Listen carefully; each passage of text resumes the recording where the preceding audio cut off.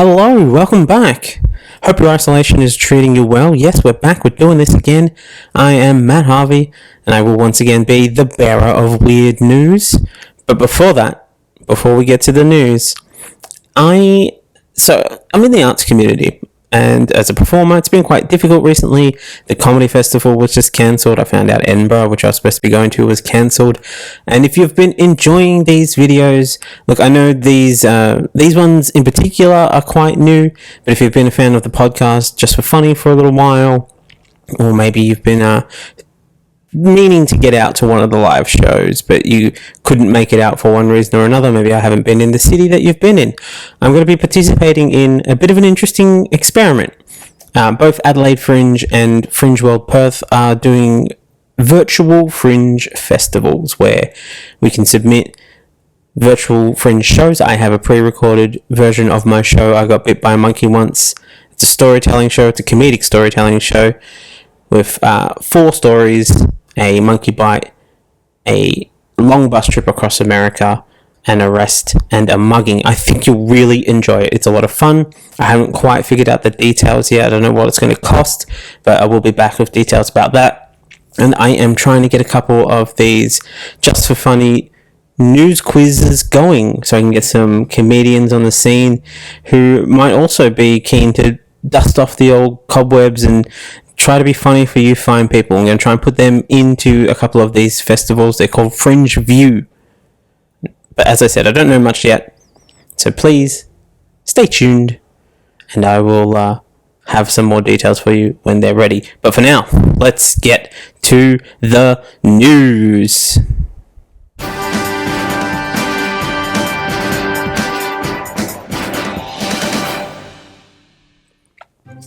Been desperately seeking news that isn't directly related to the coronavirus, and in order to find that, we've had to get interstellar. So first up, moon news. That's right, we've had to go all the way to the moon to find news that wasn't directly related to coronavirus. Now, the European Space Agency, so basically European NASA, recently conducted an experiment. They mixed materials, including moon rocks, with a common compound found on Earth to test if we could one day use it to build a lunar base. That compound? Urine.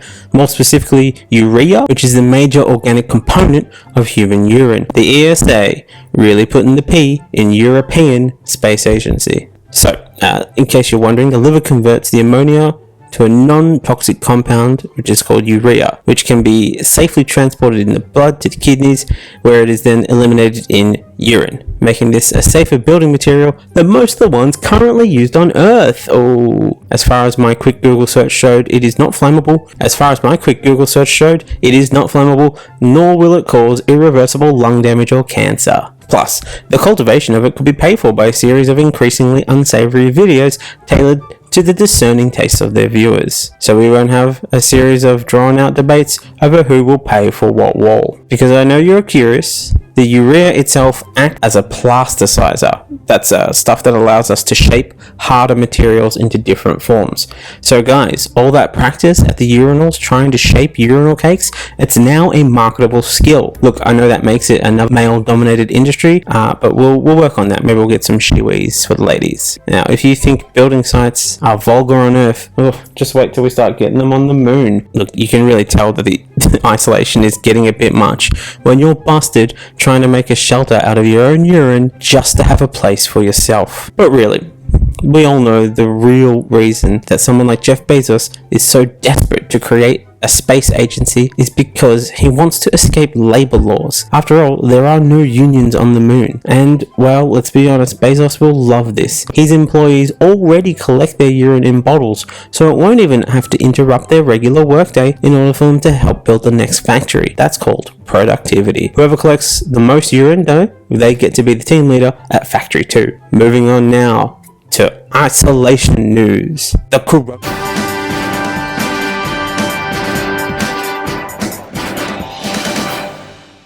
coronavirus. You may have heard of it. It's taken many things from us. The bus, going into our day jobs, the sweet serenade of strangers on the street. I mean, most of those things aren't good things, but the world is a bit of a shithole, and the list of bad things is definitely longer than the list of good things. But we can officially add another thing: the dignity of science. It's been robbed from us. As Melbourne-based astrophysicist and failed Tony Stark, Dr. Daniel Reardon ended up in a hospital after an attempt to become the people's hero resulted in him getting 4 magnets stuck up his nose. He achieved this, as he said, as he was trying to liven up the boredom of self-isolation with 4 powerful neodymium magnets. I mean, most of us are just content with a movie, some ice cream, and seeing your evening off with a quiet wank in the other room.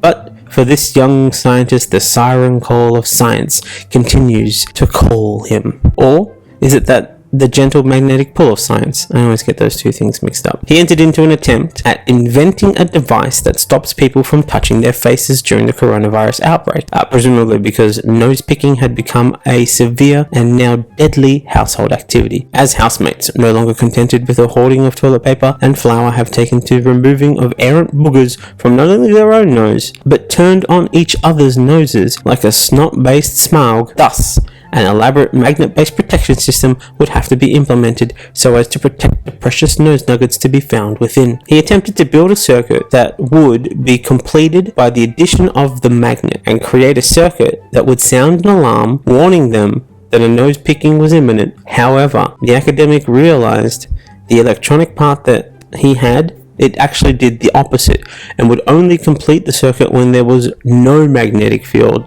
present. He told The Guardian, "I accidentally invented a necklace that buzzes continuously unless you move your hand close to your face." He has realized the failed dreams of one Homer J. Simpson and invented his "Everything is Okay" alarm. Now, here's my "Everything's Okay" alarm. This will sound every 3 seconds unless something isn't okay. Last I heard, there was a furious bidding war between schools who are desperately trying to figure out how to stop children from using their phones in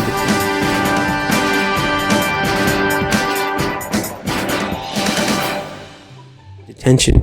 Moving on, class war news now. Yes, while the war on the poor may never end, the stink at Centrelink, which is the cold sweat over robo-debt, may be coming to an end for many Australians, as the government has admitted it will be forced to refund $550 million that was seized using the decidedly unlawful method of robonomics, known as income averaging. Now, don't get too excited. It's not unlawful in the way that you and I experience the law, with choices leading to consequences. It's really more of a set of guidelines.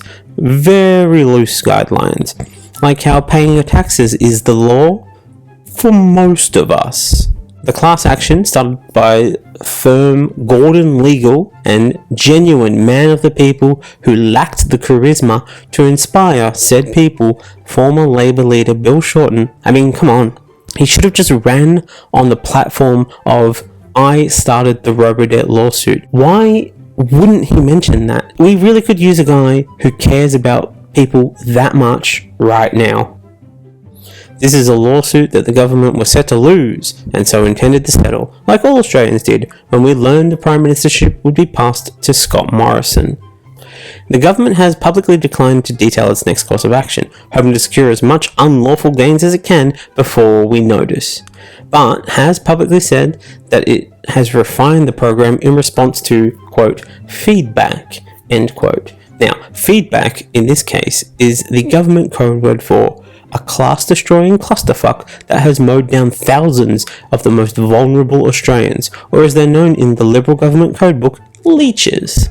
In its defence in the class action, the Commonwealth rejected Gordon Legal's arguments of negligence and the claim that the government holds a common law duty of care to social security recipients, citing their history of negligent behaviour without repercussion as precedent for the continual punishment of the poor. After all, they aren't banks or mining companies. They can only look after so many people, and the Libs of Australia have made their choice. But in documents obtained by The Guardian, the government argues that it should not be required to pay compensation because Social Security law makes no mention of a need to exercise, quote, due or reasonable care. Well, if it isn't written down, why should it be expected?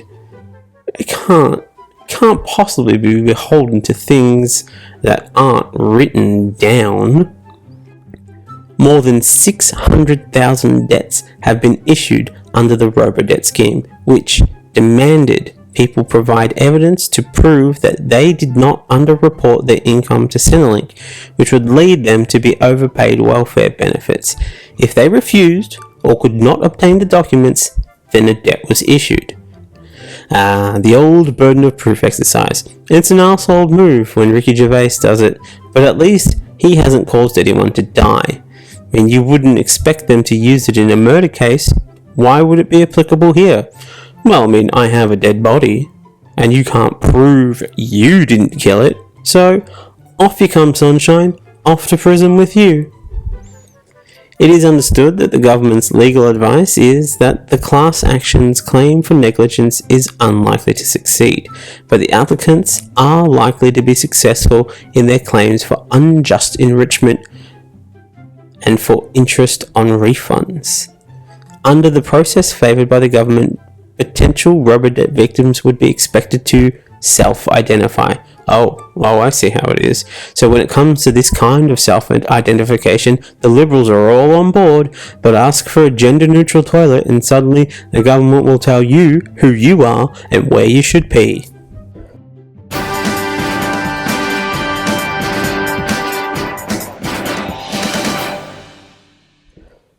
Pandemic panic news now. Citizens, we're in a war. And like every time we've been in a war, it's up to our dutiful citizens to do their civic duty.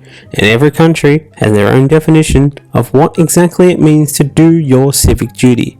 The approaches have been as wide and varied as the countries from which they came. In Panama, men and women will be able to leave their homes only for 2 hours at a time and on different days. Some Colombian towns, people are allowed outside based on the last number of their national ID number. So for example, I'm going to butcher this name, Barrancabermeja, sorry guys, with an ID number ending in 0, 7 or 4 are allowed to leave the house on Monday, while those with an ID ending in 1, 8 or 5 can go out on Tuesday, and so on and so forth. Belarusian President Alexander Lukashenko laughed off the suggestion that his country should try to stem the spread of the coronavirus because he couldn't see the virus flying around.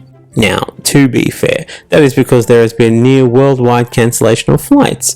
What are they going to fly around on?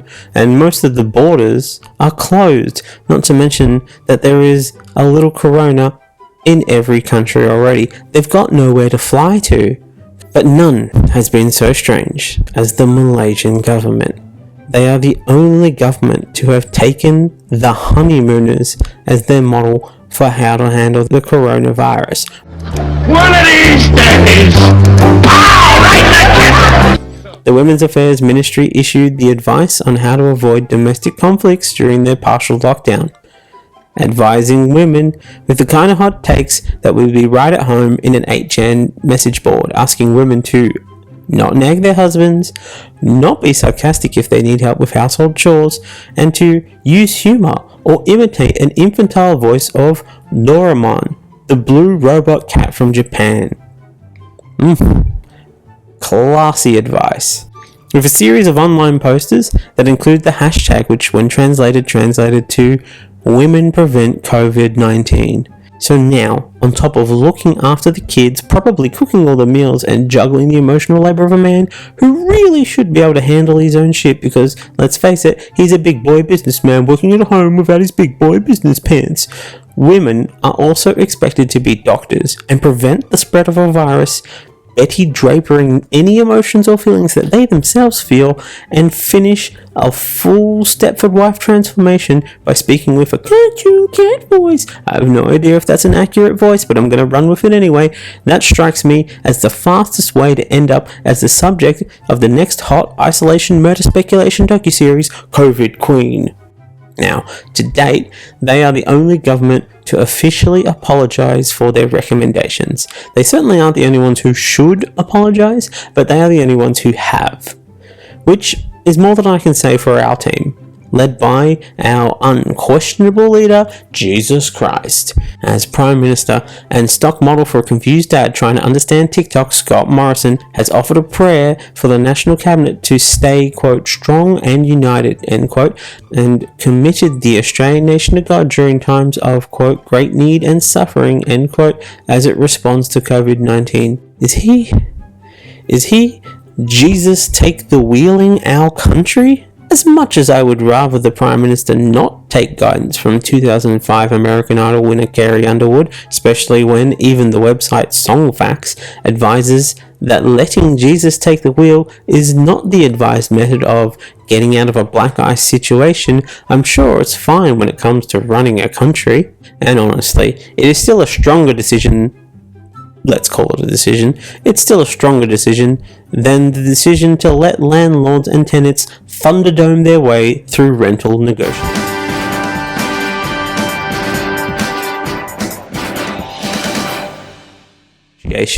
On to not at all surprising news now. Less than a week into starting to pay the government's multi-billion-dollar stimulus package and kickstarting this damn economy so we can get back to exploiting these lazy bums sitting at home doing the laziest civic duty ever, employers are trying to extort workers over their JobKeeper fees. Yeah, that's right.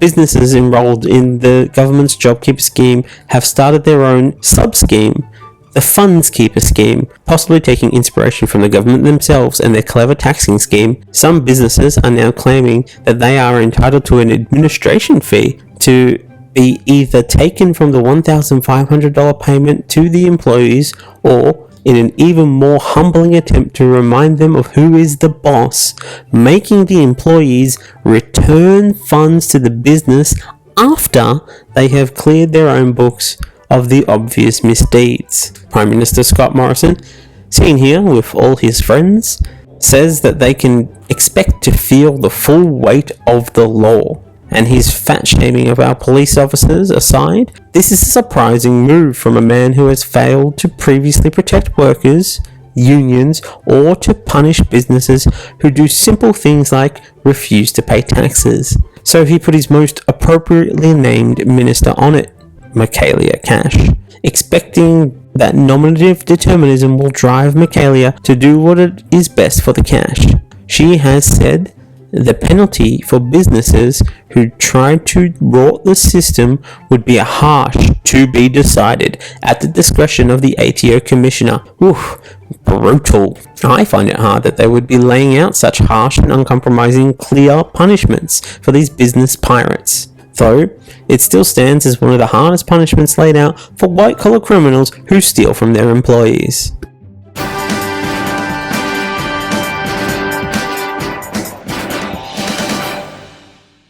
Cultural shift news now. The director of the National Institute of Allergy and Infectious Diseases and a key member of the White House Coronavirus Task Force and Granddad Squad Goals Bingo, Anthony Fauci, suggested that Americans should never shake hands again. In an interview with the Wall Street Journal, Dr. Fauci revealed his true feelings on shaking hands in the post-corona world, saying, quote, "When you gradually come back, you don't jump into it with both feet," demonstrating a strong misunderstanding of the science and language of handshakes.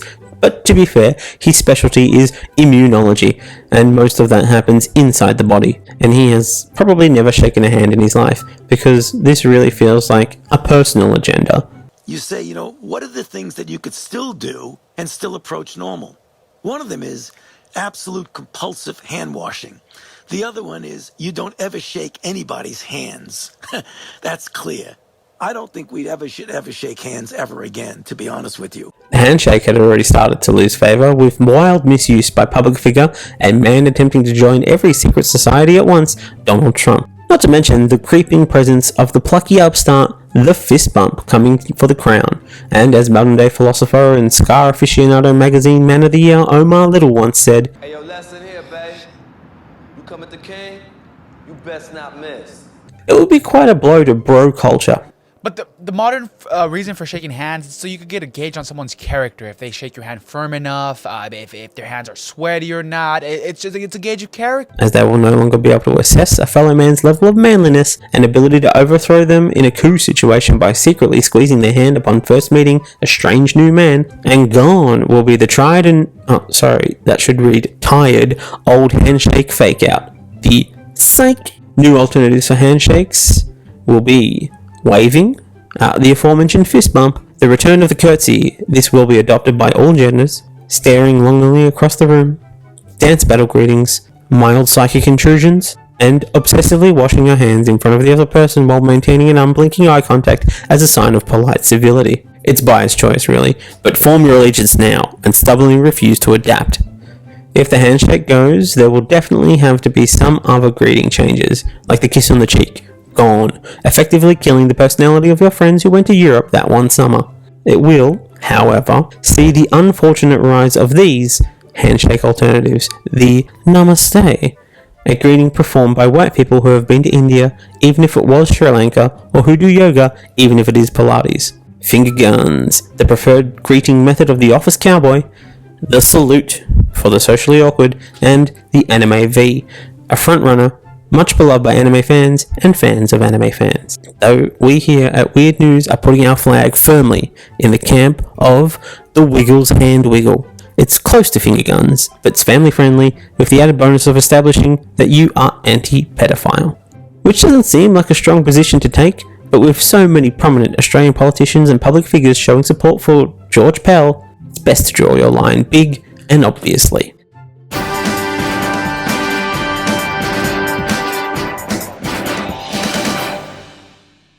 And finally, hoarding news. Hoarding has reached its natural endpoint as panicked men across the United States are facing their mortality and deciding to save a little sperm for future use should the coronavirus rob them of their fertility. Since the attempted beginning of a lockdown in order to prevent COVID-19, a lot of services have been facing new and difficult questions. Mainly, am I essential? Both a question of employment and a philosophical conundrum for the minimum wage as we battle robots and disease and the metaphorical sins of our father vis-a-vis climate change. Enter a new contender in a battle for relevance and leaving a legacy. Seems not all of us can afford to build a rocket to fly our staff to the moon and start a new Mad Max-style society, albeit one at 1/6 gravity, which will make the stunts a lot less spectacular and the flaming guitar much less impressive, as the distinct lack of oxygen does take away from the scale of the flame, mostly from some to none. Enter at-home sperm storage.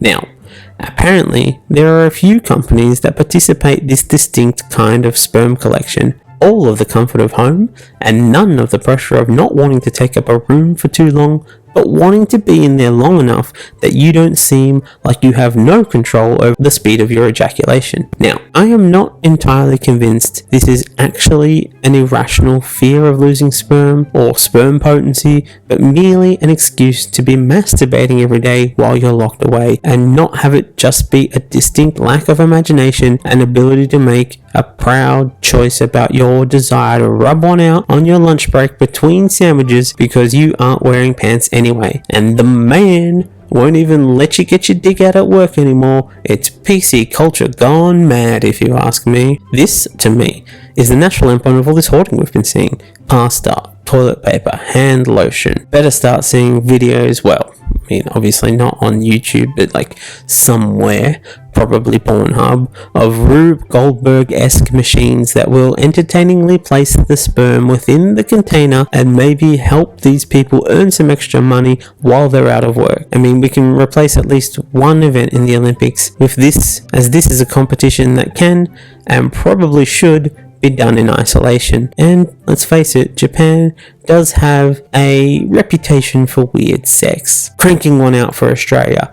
Go for gold in the Lube Goldberg machine category. And don't try to tell me the Olympics is above this sort of behavior. Every year there are thousands of condoms given for free to the athletes, and in 2020 specifically there was a planned launch of an ultra thin condom putting an extra layer of shame on the already complicated world of sex and shame by body shaming bigger condoms, regular condoms, condoms who don't feel that they need to conform to society's unrealistic condom shape standards. Another condom launch planned was to put traditional art on the condoms, so as to make people forget about hentai and instead maybe think about breeding super babies by putting humanity's fittest people together in one place and have such athletic sex that they had to put a press release out assuring athletes that the beds were indeed strong enough for their powerful super baby sex. Thanks for listening. Thanks for making it to the end. I know things are a little weird at the moment. I hope you are safe and I hope you are okay. I hope you have somewhere to shelter and that you have someone that you love to shelter with. Look after yourselves. Wash your hands. We're going to get through to the other side eventually, though it may take a little bit longer than we expect. Do your best. And thanks for listening.